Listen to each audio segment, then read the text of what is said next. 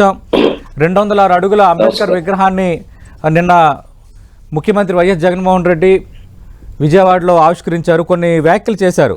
అంటే అంటరానితనాన్ని అనుభవించి అంబేద్కర్ పోరాటం చేశారు.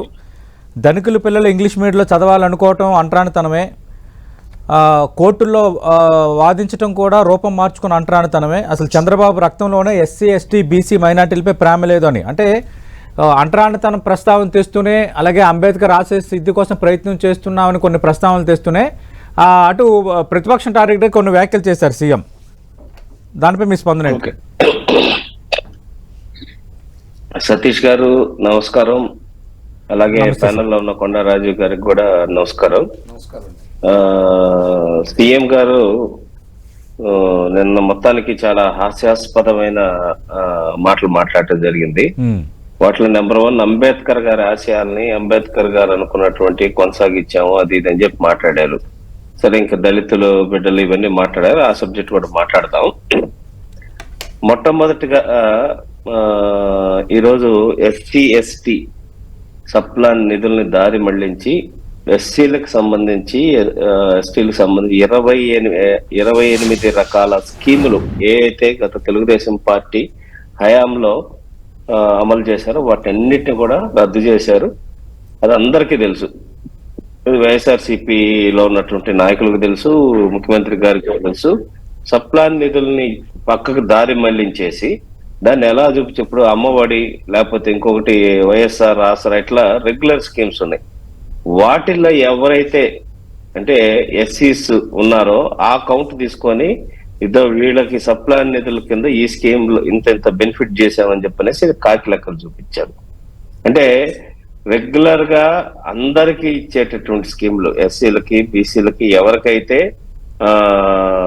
ఆ స్కీమ్ అప్లికబుల్ అవుదో అందరికి ఇచ్చారు. బట్ ఈ సప్లాన్ మాత్రం ఎక్స్క్లూజివ్ ఎస్సీస్ కోసం ఖర్చు పెట్టాల్సిన సప్లాన్ ని ఆ నిధులను తీసుకెళ్లి ఆ స్కీమ్ లో ఇచ్చేసి మేము ఆ నిధులను ఎట్లా ఖర్చు పెట్టామని చూపించేసి దళితుల మీద తన ప్రేమని చాలా బాగా చాటుకున్నారు ముఖ్యమంత్రి గారు. అలాగే ఇంకొకటి, దళితులు కాళ్ల మీద నిలబడే విధంగా తెలుగుదేశం పార్టీ ప్రభుత్వంలో వాళ్ళు ఒక ఎంటర్ప్రెనర్స్ కింద ఇవ్వాలి, ప్లస్ వాళ్ళ కాళ్ళ మీద నిలబడాలని చెప్పనేసి ఇన్నోవా కార్లు ఇవ్వటం జరిగింది, మారుతి స్విఫ్ట్ కార్లు ఇవ్వటం జరిగింది. ఇట్లా సబ్సిడీతో రమారమి 20 లక్షలు చేసే కారుతో సబ్సిడీ ఇచ్చి మళ్ళీ దానికి వాళ్ళకి లోన్ సౌకర్యం అంతా ఏర్పాటు చేసి వాళ్ళ సొంత కాళ్ళ మీద వాళ్ళు నిలబడేదానికి, అలాగే సొంత వ్యాపారాలు చిన్న చిన్న వ్యాపారాలు పెట్టుకోవడానికి కూడా 2 లక్షల రూపాయలు లోన్ అనేది విత్ సబ్సిడీ అనేది సబ్సిడీ తోటి ఇవ్వటం జరిగింది. దాంతో కూడా చిన్న చిన్న వ్యాపారాలు చిన్న చిన్న దాంట్లో మరీ ముఖ్యంగా మహిళలు ఎవరైతే ఉన్నారో వాళ్ళకి చాలా ఉపయోగకరంగా ఉండేటటువంటి స్కీమ్స్ ఇవ్వటం జరిగింది. ఇట్లా అన్నిటికన్నా ముఖ్యమైనది ఈ రోజు అంబేద్కర్ గారి మీద అంత ప్రేమ అంత ఇది చెప్తున్నారు కదా ముఖ్యమంత్రి గారు. అంబేద్కర్ విదేశీ విద్యా దీవెన అని చెప్పనేసి ఒక కార్యక్రమం ఉండింది సతీష్ గారు తెలుగుదేశం పార్టీ ప్రభుత్వంలో. ఎస్సీ ఎస్టీ పిల్లలు ఎవరైతే విదేశాలకు వెళ్ళి చదువుకోవాలనుకుంటున్నారో వాళ్ళందరికీ ఖర్చుతో కూడుకున్న పని కాబట్టి దానికి లోన్స్ అమౌంట్ ఇంటర్నేషనల్ యూనివర్సిటీస్ లో ఫీజెస్ అవి కట్టుకోలేక వెళ్ళలేకపోతున్నారని గమనించి అంతకుముందు ఏ ప్రభుత్వంలో కూడా ఈ విధంగా జరగల. చంద్రబాబు నాయుడు గారు అంబేద్కర్ గారి పేరు మీద విదేశీ విద్యా దీవెనని తీసుకొచ్చేసి ఈ రోజు రమారమి 10 లక్షల రూపాయలు వాళ్ళకి విదేశాలు వెళ్ళటం కోసం తెలుగుదేశం పార్టీ తరఫున ఇచ్చి వందలాది మంది విద్యార్థులు ఎస్సీ విద్యార్థుల్ని విదేశాలకు పంపడం జరిగింది. ఆస్ట్రేలియా కావచ్చు, కెనడా కావచ్చు. మీరు ఎలక్షన్ కి ముందు 19 కి ముందు కనుక చూస్తే వాళ్ళందరితో చంద్రబాబు నాయుడు గారు ఇంటరాక్ట్ అవ్వడం జరిగింది. ఆ వెళ్లే పిల్లలందరితో కూడా వాళ్ళు చాలా సంతోషం వ్యక్తం చేశారు. మొన్న చంద్రబాబు నాయుడు గారు అరెస్ట్ చేసినప్పుడు కూడా విదేశాల్లో ఉన్నటువంటి ఆ పిల్లలు చంద్రబాబు నాయుడు గారు మీడియా ముందుకు వచ్చి లేకపోతే సోషల్ మీడియాలో చంద్రబాబు నాయుడు గారు ఆ రోజు అంబేద్కర్ విదేశీ విద్యా దీవెన కింద అవకాశం కల్పించబట్టే మేము ఈ రోజు ఇక్కడ సెటిల్ అయి ఉన్నాం, మా కుటుంబాల్లో ఎంతో అభివృద్ధి వచ్చింది, మాకు ఆయన అటువంటి వ్యక్తిని ఈ విధంగా చేయటం కరెక్ట్ కాదని చెప్పనేసి కూడా మాట్లాడటం మనం అంతా కూడా చూసాం. ఇప్పుడు ఆ అంబేద్కర్ విదేశీ విద్యా దీవెన పథకాన్ని అమలు చేయాల క్యాన్సిల్ చేశారు. తర్వాత తెలుగుదేశం పార్టీ అందరూ కూడా వాటి మీద ప్రశ్నించడం అడగటం స్టార్ట్ చేసేసరికి కొన్ని దళిత సంఘాలు కూడా ప్రశ్నించడం స్టార్ట్ చేసేసరికి ఆ పథకాన్ని మళ్ళీ పునరుద్ధరించారు. అయితే ఏం చేశారు? జగనన్న విదేశీ విద్యా దీవెన. ఇది సతీష్ గారు, ఇది పాయింట్ మనం నోట్ చేయాలి. జగనన్న విదేశీ విద్యా దీవెన ఈరోజు భారత రాజ్యాంగానికి ఈరోజు భారత రాజ్యాంగంలో రాజ్యాంగాన్ని రాసి ప్రజాస్వామ్యబద్ధంగా అందరూ ఉండటానికి కావాల్సినటువంటి అన్ని హక్కులు కల్పించినటువంటి వ్యక్తి పేరుతోటి చంద్రబాబు నాయుడు గారు ఒక స్కీమ్ ప్రవేశపెట్టి దళితుల బిడ్డల్ని విదేశాలకు పంపితే ఆ స్కీమ్ రద్దు చేశారు ఫస్ట్, తర్వాత మళ్ళీ రీవోక్ చేసి దాని పేరు అంబేద్కర్ గారి పేరు మార్చి జగన్మోహన్ రెడ్డి గారి పేరు పెట్టారు. ఇది వాస్తవం కాదా అనేది అందరికీ తెలుసు. అంటే అంబేద్కర్ గారి మీద కన్నా మీ పేరు పెట్టుకోవటంలో మీ గౌరవం ఏ విధంగా ఉంది, ఆయన మీద ఏ విధంగా గౌరవం ఉందో మనకు చాలా క్లియర్ గా అర్థమవుతుంది. ఒకటి, అంబేద్కర్ స్టడీ సర్కిల్ అని చెప్పనేసి పిల్లలకి, ఎస్సీ ఎస్టీ పిల్లలకి ఈ సివిల్స్, గ్రూప్ 1 కోచింగ్ కి ఇదవటానికి చేసే కార్యక్రమాలు ఇస్తే ఆ స్టడీ సర్కిల్స్ రద్దు చేశారు. ఇట్లా చెప్పుకుంటూ పోతే 28 రకాల స్కీములు ఏదైతే దళితులకి బెనిఫిట్ అవుతున్నాయి, దళిత సోదరులకి, సోదరిమణులకి, వాటన్నిటిని కూడా వాళ్ళకి ఆఖరికి ఎస్సీ పిల్లలు, ఎస్సీ హాస్టల్లో చదువుకునే పిల్లలకి కాస్మెటిక్ ఛార్జెస్ కింద ఇచ్చేటటువంటి డబ్బులు కూడా రద్దు చేసిన ప్రభుత్వం. వీళ్ళు దళితుల గురించి లేకపోతే దళితుల కార్యక్రమాల గురించి మాట్లాడటం అనేది హాస్యాస్పదంగా ఉంది ముఖ్యమంత్రి గారు. ఓకే, చేసే ఆరోపణలండి అవాస్తవం. 1.76 లక్షల కోట్లు లబ్ధి చేకూర్చాము, అలాగే 1.65 లక్షల ఉద్యోగాలు కల్పించాము. సతీష్ గారు, శ్రీకాంత్ గారు, ఇవన్నీ ఆర్టీఐ పెట్టి తీయచ్చు సార్. తప్పుడు ఇన్ఫర్మేషన్ కాదు, మీరు ఆర్టీఐ పెట్టి కూడా తీయచ్చు. Right right. శ్రీకాంత్ గారు, రాజు గారు ఇప్పుడు తప్పుడు ఇన్ఫర్మేషన్ అనలేదండి, ఒక్క నిమిషం మాట్లాడదాం. అంబేద్కర్ గారికి సంబంధించి స్మృతివనం కోసం 15 ఎకరాలు తెలుగుదేశం పార్టీ కేటాయించింది. చాలా పెద్ద స్థాయిలో ఆ కార్యక్రమాన్ని చేయడానికి చంద్రబాబు నాయుడు గారు అన్ని ఆ ప్లాన్, డిజైన్ అంతా కూడా చేయటం జరిగింది. అలాట్ చేసి ఆ ప్రాసెస్ అంతా చేసి మనకి అమరావతిలో ఒక ముఖ్యమైన ప్రాంతంలో, అంటే సిటీ డెవలప్మెంట్ లో ఒక ముఖ్యమైన ప్రాంతంలో దాంట్లో ఉండే విధంగా మాస్టర్ ప్లాన్ లో ప్లాన్ చేశారు. సో దాన్ని వదిలేసి ఈ రోజు హడావుడిగా ఇక్కడ తీసుకొచ్చి విజయవాడ సిటీలో పెట్టి స్మృతివనం అని చెప్పనేసి ఎక్కడ ఒక ప్రత్యేకంగా ఒక విజిటింగ్ ప్లేస్ లాగా చేయాలనేది, దానికి ఒక మంచి అక్కడ ఒక గ్రంథాలయము, ఇట్లా ఒక స్పెసిఫిక్ ప్లాన్ తోటి చంద్రబాబు నాయుడు గారు చేయడం జరిగింది. అది తర్వాత మాస్టర్ ప్లాన్ లో ఉంది కాబట్టి డిలే అయింది. దాంతో పాటు ఎలక్షన్స్ రావటం, ఆగిపోవటం జరిగింది. వీళ్ళు అదే కంటిన్యూ చేసి ఉండొచ్చు కదా, మంచిగా ఒక 15 ఎకరాల్లో ఒక మంచి స్తూపం కింద పెట్టి ఆయనది విగ్రహం పెట్టేసి ఒక మంచి ఏరియా కింద డెవలప్ చేసి ఉండొచ్చు. అది చేయకుండా హడావుడిగా ఈ రోజు తెలంగాణలో అక్కడ కేసీఆర్ గారు పెడుతున్నారని చెప్పేసి దానికి ఇప్పుడు ఇక్కడ మనం కూడా ఏదో ఒకటి చేయాలనే ఉద్దేశంతో చేయటం తప్పిస్తే ఇంకోటేం లేదు. ఏది ఏమైనా అంబేద్కర్ గారి విగ్రహం పెట్టడం సంతోషం, దాన్ని స్వాగతిస్తున్నాం, సంతోషం. కానీ అంబేద్కర్ గారి విగ్రహం పెట్టి ఆయన ముందే ఆయన పేరు, అంటే పేరు పెట్టకపోయినా అని రాజీవ్ గారు చాలా సింపుల్ గా చెప్తున్నారు. పేరు పెట్టకపోయినా అనేది కాదు సబ్జెక్టు. అంబేద్కర్ గారి పేరు తీసేసి మీరు, అంటే భారత రాజ్యాంగ రూపకర్త అటువంటి వ్యక్తి పేరు తీసేసి జగన్మోహన్ రెడ్డి గారి పేరు పెట్టుకోవటంలోనే ఆయన్ని ఘోరంగా అవమానించినట్టు కాదని చెప్పి నేను ప్రశ్నిస్తా ఉన్నా. ఒకటి, నేను ఆ స్కీమ్ పెట్టాను, ఈ స్కీమ్ పెట్టాను అని చెప్పి చెప్తున్నారు. నెంబర్ 2, దళితులు చంద్రబాబు నాయుడు గారు దళితుల్లో ఎవరు పుట్టాలనుకుంటారు, ఆయన తర్వాత క్లారిఫికేషన్ కూడా చెప్పడం జరిగింది. దళితుల్లో పుట్టడం అంటే కులం గురించి కాదు, అక్కడ పేదరికం గురించి. ఒక పేదలుగా ఎందుకు పుట్టాలనుకుంటారు ఎవరైనా అనేది నా ఉద్దేశం అని చెప్పనేసి ఆయన చెప్పడం కూడా జరిగింది.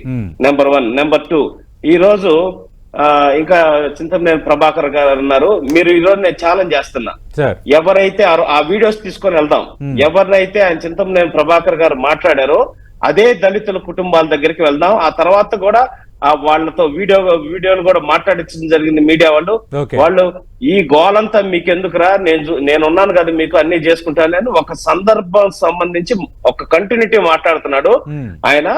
అంతవరకు ఆ వీడియో బయటని కట్ చేసి దాన్ని వైరల్ చేసి దళితులుగా అని చెప్పనేసి అన్నారు. ఇప్పుడు నేను ఛాలెంజ్ చేస్తున్నా, ఇప్పుడు మీ 10 టీవీ రిపోర్టర్ పంపండి, సేమ్ ఎవరైతే ఆయన ఆ రోజు మాట్లాడారో అదే కుటుంబాలను కానీ వాళ్ళని కానీ ఎవ్వరు లేకుండా ఫీడ్బ్యాక్ తీసుకోమనండి. కరెక్ట్ గా ఒక సందర్భం, ఒక ఇష్యూ వస్తే ఆ గొడవకు సంబంధించి ఆయన మాట్లాడుతున్న దాంట్లో మీకెందుకురా ఇవన్నీ రాజకీయాలు ఈ గొడవలు అని చెప్పనేసి ఆయన క్యాజువల్ గా మాట్లాడుతున్న దాన్ని కరెక్ట్ గా అంతవరకు ఎడిట్ చేసి ఇచ్చేశారు. ఇప్పటికి కూడా జీవితం మొత్తం అబద్ధాలు, ఫేక్స్ మీడియా, సోషల్ మీడియా నేను ఛాలెంజ్ చేస్తున్నాను. అది తప్పు అయితే నేను ఇంక అసలు దీని గురించి మాట్లాడను. నెంబర్ 2 అది. ఇంకోటి వచ్చి మహాసేన రాజేష్ గారు ఈ రోజు మాట్లాడుకుందాం. జగన్మోహన్ రెడ్డి గారు ముఖ్యమంత్రి అవ్వాలని చెప్పనేసని ఆ కాళ్ళకు బలపం కట్టుకొని తిరిగి ఒక యువతనంతా, దళిత యువతల్ని, దళిత బాంధవుడు ఆయన జగన్మోహన్ రెడ్డి అని చెప్పనేసని ఎన్ని రకాలుగా వీడియోస్ చేసి ఎక్కడికక్కడికి ప్రభుత్వం మీద, చంద్రబాబు నాయుడు మీద అప్పుడు రకరకాలుగా చేసుకుంటూ వెళ్ళారు. అదే మహాసేన రాజేష్ ని 20 రోజులు జైల్లో పెట్టి చిత్రహింసలు పెట్టి ఏది ఈ ప్రభుత్వం వచ్చిన తర్వాత తప్పులు జరుగుతున్నాయి, కరెక్ట్ కాదని చెప్పనేసి ప్రశ్నించాడని చెప్పనేసి అంటే జగన్మోహన్ రెడ్డి గారి గెలుపు కోసం ఆ రకంగా పనిచేసినటువంటి ఒక వ్యక్తిని నిజంగా తప్పులుంటే ఏదైనా రెక్టిఫై చేసుకోవాల్సింది పోయి జైల్లో పెట్టి అంతే. అంటే నిన్ను నమ్మి పనిచేసిన వ్యక్తులను కూడా ఏ విధంగా హింసించగలవు, అది దళితుడైనా ఎవరైనా సరే అనే దానికి అంతకన్నా ఉదాహరణ ఇంకోట్లేదు.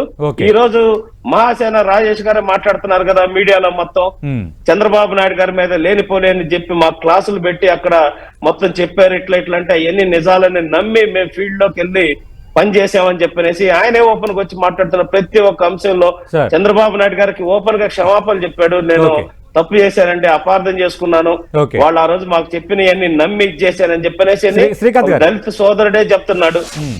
ఇంకా మాట్లాడతారు. అలాగే కమ్యూనిటీ గురించి మాట్లాడు, ఏదో సినిమా డైలాగ్ ఒకటి రైమింగ్ ఉందని చెప్పనేసి ఎవరో ఒక లీడర్ మాట్లాడితే సరదాగా అదే ఒక సింపుల్ విషయంగా దాన్ని పట్టుకొని మాట్లాడుతున్నారు. ఒక దళిత డ్రైవర్ ని చంపి డోర్ డెలివరీ చేసిన మీ ఎమ్మెల్సీ వచ్చి చట్టసభల్లో తిరుగుతా ఉంటే దాని గురించి మాట్లాడరు. అదే అతను వాళ్ళు గంజాయి సాగు చేసి ఎంతమంది ఎస్సీ సోదరులని, ఎస్టీ సోదరులను అక్కడ ఇబ్బంది పెట్టిన సంఘటనలు ఉంటే దాని గురించి మాట్లాడరు. నవీన నెత్తిన చీరాల్లో నోట్లో మూత్రం పోసి అవమానిస్తే దాని గురించి మాట్లాడరు. డాక్టర్ సుధాకర్, పేద కుటుంబంలో పుట్టి చదువుకున్న ఒక డాక్టర్ సుధాకర్ కరోనా టైంలో ప్రాణాలకు తెగించి వైద్యం చేస్తున్న డాక్టర్ బయటకు వచ్చి మాస్కులు కూడా లేకపోతే ఎలానే ఆవేదన వ్యక్తం చేశారు. మా ఈ ప్రాణాలే మా కుటుంబాలనే ఆవేదన వ్యక్తం చేస్తే ఇది రాష్ట్రంలోనే హృదయ విదారకరమైన సంఘటన అండి.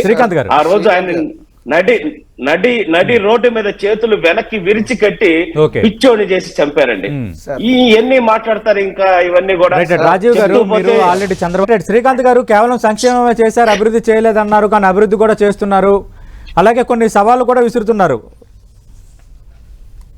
ఒక్క నిమిషం సతీష్ గారు మాట్లాడండి సార్. మాట్లాడండి. నాకు రాజీవ్ గారు మాట్లాడుతుంటే చాలా ఇంకేం మాట్లాడాలో అర్థం కావట్లేదు. ఎందుకంటే విజయవాడ ఫ్లైఓవర్ జగన్మోహన్ రెడ్డి గారు వచ్చి పూర్తి చేశారంటే, సతీష్ గారు మీరు చెప్పండి, నేను ఆర్గ్యుమెంట్ కూడా చేయదలుచుకోలే. అది ఏ గవర్నమెంట్ లో శాంక్షన్ చేశారు, ఎవరు శాంక్షన్ తీసుకొచ్చారు, 98% పనులు ఎవరు పూర్తి చేశారు, ఆఖరి 2% పనులు ఎప్పుడు జరిగినాయి, ఇది నేను చెప్పను సతీష్ గారు, మీరు చెప్పండి. మీడియా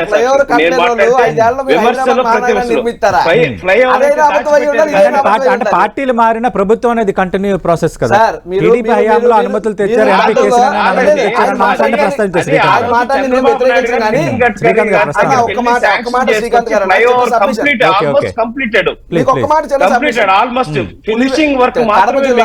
ముఖ్యమంత్రి హోదాలో చంద్రబాబు నాయుడు గారు వెళ్ళినప్పుడు అవినాష్ రెడ్డి గారు వెళ్ళేదో మాట్లాడితే ఏం మాట్లాడి చంద్రబాబు నాయుడు గారు ఆ వత్తారులు ఏవయ్యా శిలాఫలకాలను మొదలెట్టిన వాళ్ళు ఎవడు పూర్తి చేశాడు వాడి ఖాతా ఇది అన్నాడు.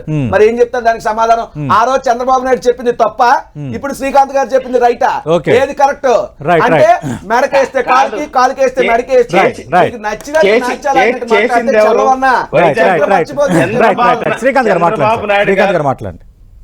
చంద్రబాబు నాయుడు గారు చేసిన పనులు లాస్ట్ లో ఆఖరిగా మిగిలిన కొన్ని మాత్రమే వదిలేసి ఇన్ని డెవలప్మెంట్ల గురించి మాట్లాడుతున్నారు కదా రాజీవ్ గారు. నేను ఒక్కటి అడుగుతాను సతీష్ గారు, మేము అందరం అమరావతి వెళ్దాం. అమరావతి సరే, ఫస్ట్ జగన్మోహన్ రెడ్డి గారు నేను అమరావతి రాజధానికి ఉండాలి, అసెంబ్లీలో ఎక్కడ బయట కాదండి, అసెంబ్లీలో అమరావతి 30,000 ఎకరాల రాజధానిగా ప్రభుత్వ ఉండాలి, భూములు కూడా కనీసం చెప్పారు మీరు. 30,000. అశ్వత్థామ, కొంజరతహ అనగా రాజీవ్ గారు అట్లా ఇందాక నుంచి right. కాల్ డిస్కనెక్ట్ అయిపోదామండి, నేను కూడా అయిపోతాను. లేదు, మాట్లాడండి, మాట్లాడండి. మీరు మాట్లాడుతున్నప్పుడు ఇది చేశా, Right, నేను right, స్టార్ట్ please. చేయగానే మీరు ఇంకా ఆవేశం వస్తే Right, right, come to the point. Sorry please మాకు మాట చేత అవుతూ please continue Okay. Sorry for the interruption.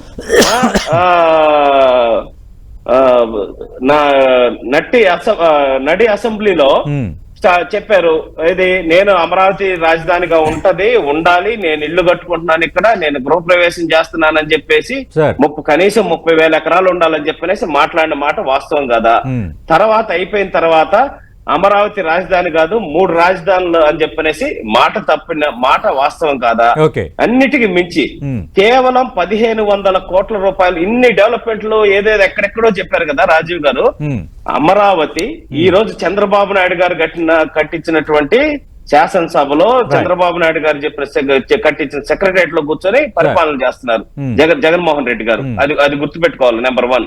Number 2, ఇంకొక 1,500 కోట్లు ఖర్చు పెట్టుంటే మొత్తం ఎమ్మెల్యే క్వార్టర్స్, ఎమ్మెల్సీ క్వార్టర్స్, అలాగే అన్ని డిపార్ట్మెంట్ సంబంధించిన అధికారుల బిల్డింగ్స్ మొత్తం ఒక చోటకు వచ్చేసాయి. అన్ని మీరు చూడండి. ఇప్పుడు ఈ రోజు అంటే రాజీవ్ గారికి కూడా నేను చెప్తున్నా, ఆయన మనసాక్షి కూడా తెలుసు. సరే, పార్టీ కోసం మాట్లాడతారు.